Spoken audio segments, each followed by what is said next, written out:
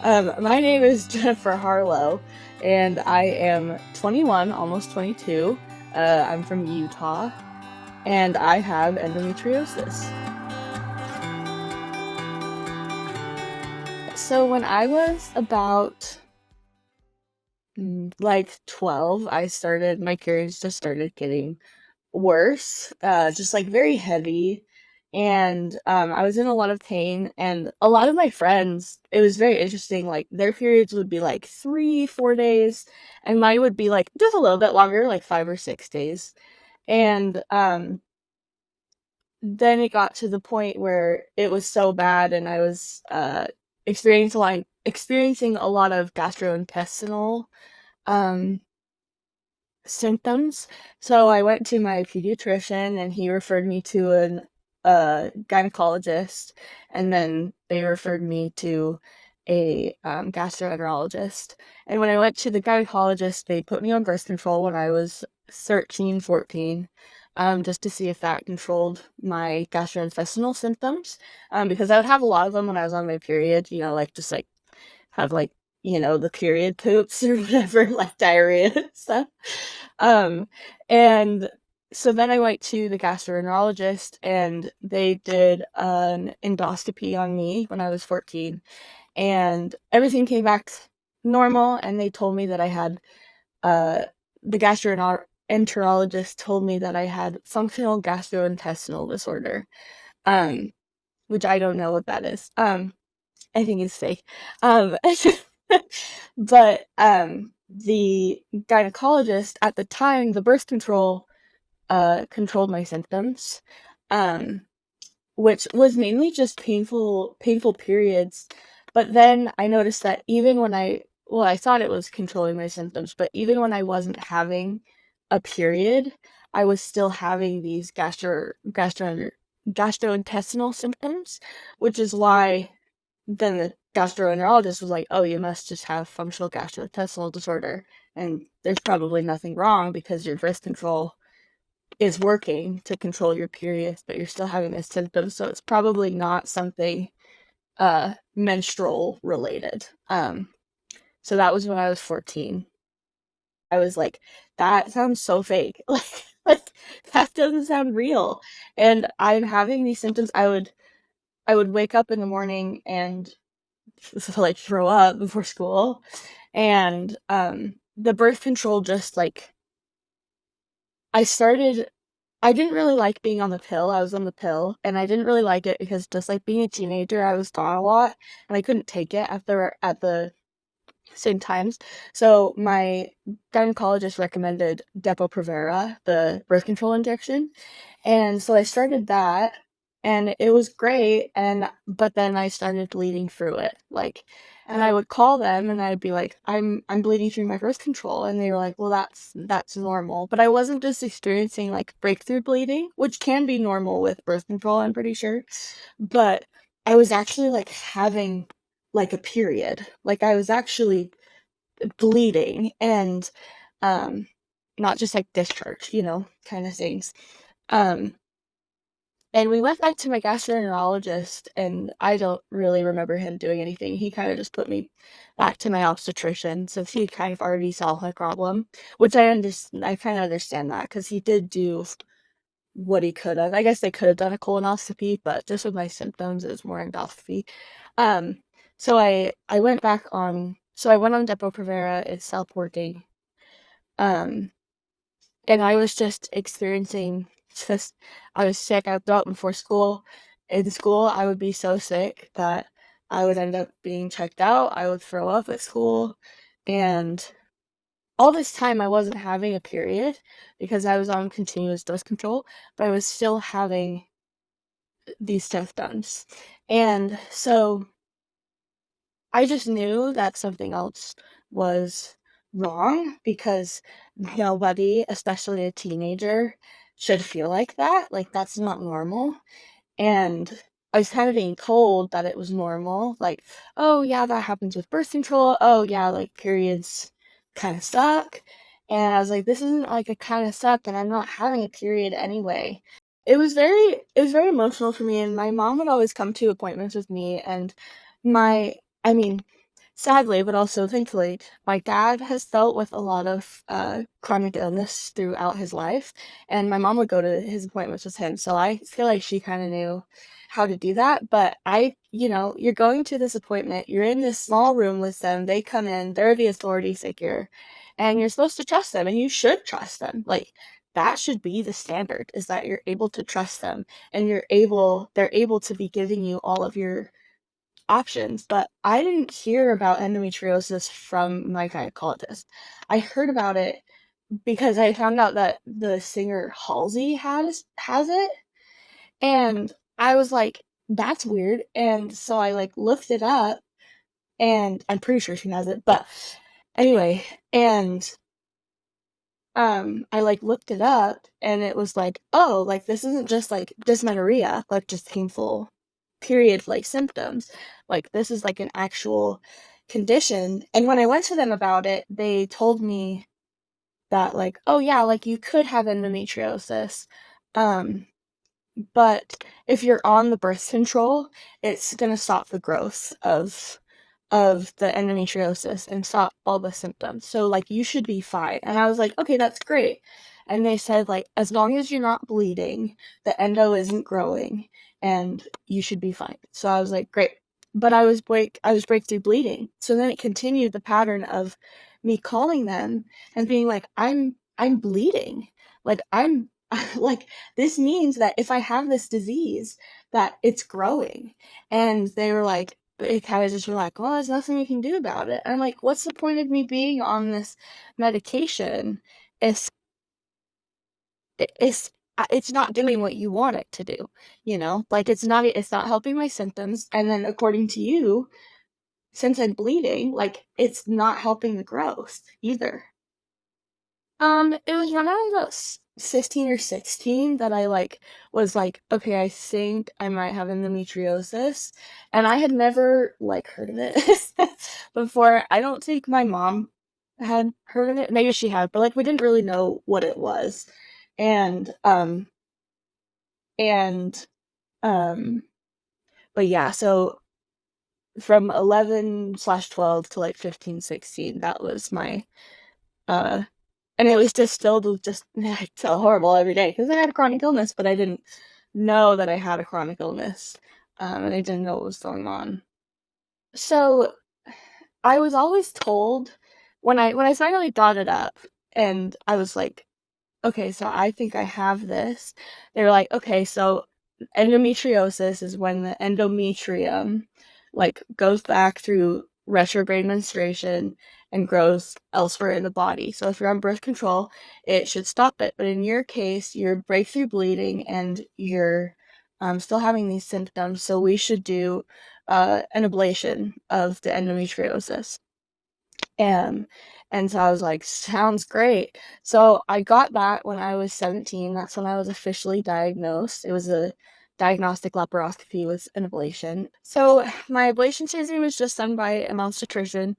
They told me that that was the one of the more like advanced treatments for endometriosis, and that after I had that surgery, I maybe need like one more surgery in my life, but like beyond that, like nothing. This is the cure for endometriosis, is this surgery, because it gets out of you, and then if you stay on birth control, then it won't go back. So, I was like, that makes sense. Um and um so it was kind of presented to me as the only option. I had no idea until November 2022 that there were excision specialists. I thought that my obstetrician was an endo professional, like I thought that was as good as you could get. Um and they told me that they had reportedly burned 80% of the endometriosis, so I still had 20% that she wasn't able to get just because of her skill level. Um, which I thought that was the best that I could get, so I was grateful. And and she told me I had stage 2 endometriosis. And so I was kind of just ready for that to be like the end of it, you know, like, because I feel like that's how it was presented to me. That's how it was presented to my mom. And um, I went back on the pill. Or no, first they put me, I was like, okay, so this Depo-Provera isn't working. So they put me on Orlissa, which is like a medication that puts you into menopause, basically, when I was 19 years old. And then it made me want to kill myself. It made me, like, suicidal, and I was planning a wedding. I had met the love of my life, like, and I wanted to kill myself, and I was like, I don't think this is normal." And so I went off of it, and I just went on, like, the birth control. And by January 2020, I mean, my symptoms, like, started coming back, and then, I was still on the birth control, but it just, it didn't really work for very long. They were the same symptoms, but then I had new ones. So um I had a migraine for 3 months straight, which was really cool. And I think that has had to do with my endo, or at least like the stress I was dealing with the amount of pain I was in, because since my surgery it has gone away. But I had a headache, or I had a migraine from um when did it start? September until December. So I guess 4 months. And, is the worst. And I would, like, get, like, dizzy, like, vertigo with it too. And then I had never whenever I would pee, I it would feel like I didn't pee enough, like, I would wipe, and then, like, I would, like, get up and wash my hands, and then it was like, "Oh, you need to pee again." But I knew I was emptying my bladder all the way. And then I would also experience, like, this shooting nerve pain down my legs. And I had experienced migraines before, my first surgery, like, but never, like, a 3-month, 4-month migraine, like, how bad it was. I would get ocular migraines before, but not, like, a consistent, literally never went away, ever. So then my husband actually at work, he works at a university that is by us, just in like a student, the business school, like advisement center. And somebody came around with these flyers for an endometriosis awareness night where they were putting on a documentary, Below the Belt, about endometriosis. And he came home and told me about it. We went to it together. And it was in that documentary that I found out about the Center for Endometriosis Care in Georgia, I'm pretty sure. And that hysterectomies don't cure endometriosis, and that birth control isn't ineffective. Like, that's where I actually, like, found the solid evidence for it. And then through that, I was able to find an endometriosis excision specialist, and I had my excision surgery a year and 2 days ago, with an endometriosis excision specialist who he's Dr. Jeff Arrington, and he was at the Center for Endometriosis Care for a little bit, and then he came back to Utah. So I went to my obstetrician, and I presented her with my self and like this stuff that I had learned, and I was like, so I need a second surgery. And she was very not into that idea. And I was like, well, I know that I have endo. I know that there's still stuff in there, and my symptoms have gotten worse. So it's probably like grown back. And she was like, well, you've been on birth control. And I was like, kind of looks like that's not, you know, thing. And I was alone at this appointment, which was a big mistake, or else I would have probably advocated more. But it's scary, and I'm sensitive and emotional, and I cry, and I didn't want to cry. So, she was like, I'm not gonna give you a second surgery. And I was like, but there's this surgeon, and I really do need this surgery, and I don't know if I'm gonna be able to afford it right now, and I need something to, like, tie me over. And she told me, she was like, "Okay, we could maybe do another surgery, but after that, I'm not giving you a surgery. I'm not giving you a surgery again, because the risks with endo are just way too high." But I was just like, okay. So I went home and I cried, and I told my mom, I was like, I need to get this surgery from Dr. Arrington. So I made an appointment. Before my appointment, because of like weird insurance stuff, getting an ultrasound in his office, an intravaginal ultrasound is like a little bit expensive, but I was able to go to this like my what's that called? Just like general doctor and be like, hi, I need this intravaginal ultrasound for this appointment. Can you do it, send it so I can get it covered by insurance? And so she did. That was great. And I went, got it done, and they didn't see anything. Because endometriosis doesn't show up on ultrasounds or MRIs unless it's very, very advanced. And for my first surgery, I had stage 2, and I didn't know how much it had grown back, but I don't really think you can see stage 2 on an ultrasound anyway, even if it had grown back to like its full blossom. And so, um, they didn't see anything, but they checked like sliding, which is where they go like in and out with the ultrasound stick. And from that, they can see if like your organs are moving separate from each other.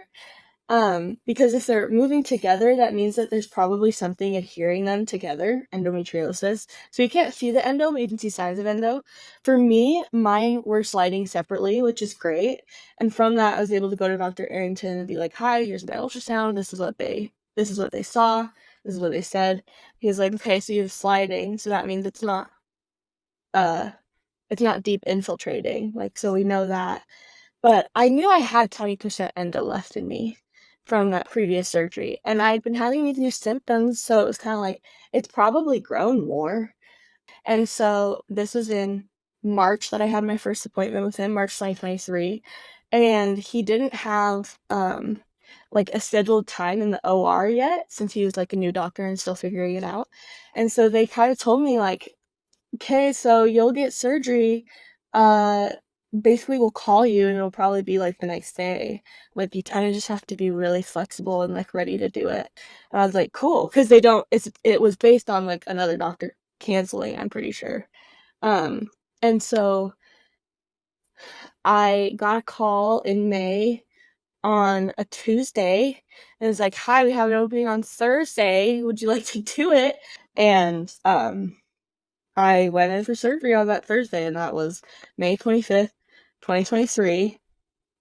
And he went in and he excised all of my endometriosis. Excision was a lot harder. Ablation, which I feel like is another like way to be like, okay, yeah, ablation probably wasn't that effective, because I felt great. Like afterward, I went to a dance a week later. I just wasn't really able to wear like stuff around my waist, like just like tight stuff, just because it is laparoscopic. And but like I felt great after, you're like a little wrecked for the weekend. Well, I had my surgery on Wednesday, and so I didn't go to school Thursday, Friday, Saturday, obviously, Sunday. I went back Monday. That was, super quick. For my excision surgery, for my ablation, they did only two openings, two little scars. And for my excision surgery, they did 5. And so my whole belly is covered, and which makes sense too, because um they're just being a lot more aggressive in the excision surgery. But I felt like I got hit by a train for 5 days. It was really rough. It felt like my center was made of jello. Like, because I just had no strength at all. But I had a binder, which was really great. I really recommend the binder for anybody, because it kind of made me feel like it was a genuine blast. Like, I kind of had like a little bit more like control with that. But I mean, I had to get help getting up. And then, uh, about a week after my surgery, I was like, okay, like, this is like, I'm feeling wet still, but like, it's better. And then a week after that, I was like, okay, this is good, but my stomach was so sensitive and I had to take it easy, and I couldn't really wear, like, jeans and stuff because it was too hard. Stuff around my waist, same thing. Um, but it wasn't until, like, a month after that I, like, was, like, back to normal for me, um, and it just got better, so it's actually out of my body now, which that's the difference between the ablation and the excision. So an ablation is kind of like shaving. You're just shaving the hair, you're kind of like taking the top off, but it's gonna grow back because you're not getting the root. But with excision, you're actually going in and that's like plucking. And you're actually like going in and like cutting it out from the root. That's how I explain it to people. I don't know how, I'm not a professional, I just haven't though. My first period was the worst because I had so up to this point I had been on birth control since I was 13, because I'd been told that that was an effective treatment. And um I the day before my surgery, it was my last pill in my packet of birth control. And I asked my doctor, I was like, "Okay, I have this last pill, Dr. Arrington. I have this last pill. Do I need to be on it?" But because Dr. Arrington actually knew what he was talking about, he was like, "Well, it's not working for you for symptom control. So there's no point for you being on it." And I was like, freaking fantastic, because I hate this. And I've been on it my whole life, and I still have bad periods, even though I'm on birth control. And,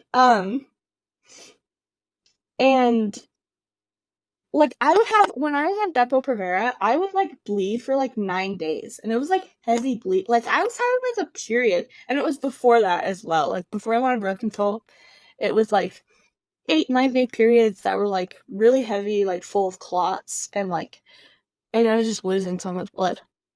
Anyway, but so I went off of it, and I knew that my husband and I wanted to, like, start trying to have kids too, so after I had fully recovered from this surgery. And so I was like, great, let's go off this birth control. So I had my first period pretty soon after my surgery. So first period, I thought I was gonna freaking die. It was so painful. But then after that, it was like a normal, like my normal bad period. And then after that, it got a lot better and better and better. And so until I got pregnant, I was able to get pregnant in October of 2023.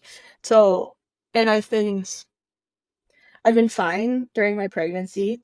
I don't know if I would have been fine though. Like, I don't know if I would still have symptoms if I hadn't have had the excision surgery, because I do know that some people experience symptom relief during pregnancy, but I don't know if I'm one of those people because I was kind of like cleared out beforehand, if that makes sense.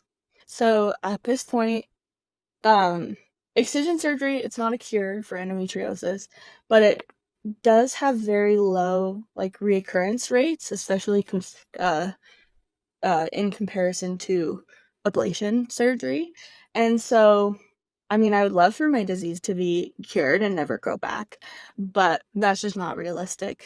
But yeah, I'm basically just waiting for symptoms to come back, and I don't think that I'm really um ever gonna go on birth control, hormonal birth control again. I had about 8 years of that and I'm kind of done with it. I'm a lot happier off of it. I already like had depression, have depression, but definitely birth control made it a lot worse. I have pretty chronic back pain now that I'm pretty sure was caused by the Depo-Provera, and I've heard that from some other women that the Depo-Provera kind of destroys your body. So I'm just not really into being on hormones. Um, I think it can be great for if it's used correctly, but for me, in my eyes, it was used incorrectly on me for 8 years. And so I'm just not really into that. I'm not really into that idea. I have a TENS unit, Myobi, which is great. Little plug for them. They're fantastic. Um, and that was what I used for pain control after my surgery, and that was incredibly effective. Um, Any advice that I would have? Well, you're not too young to have endo.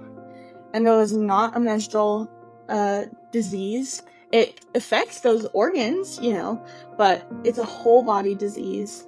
You don't have to have painful periods to have endo. You can have all these other symptoms and your periods can be fantastic and you can have endo. Or you can just have bad periods and not have any of these other symptoms and you can have endo. It looks so different for everybody else. Yeah, I think those are very easily dismissed things, like, oh, well, you're too young, or you're too old, oh, you had a hysterectomy, you shouldn't have it. And those easily dismissed things are so dangerous. And so being able to be aware of those things is really important. Or like, your level of pain. Oh, your level of pain isn't enough. So easily dismissed. But you shouldn't be dismissed because you probably have it. If you feel like you have it, you know your body. And you can trust your intuition that something's wrong. And if that feels right to you, that something is wrong, then chase that more than what your doctors say.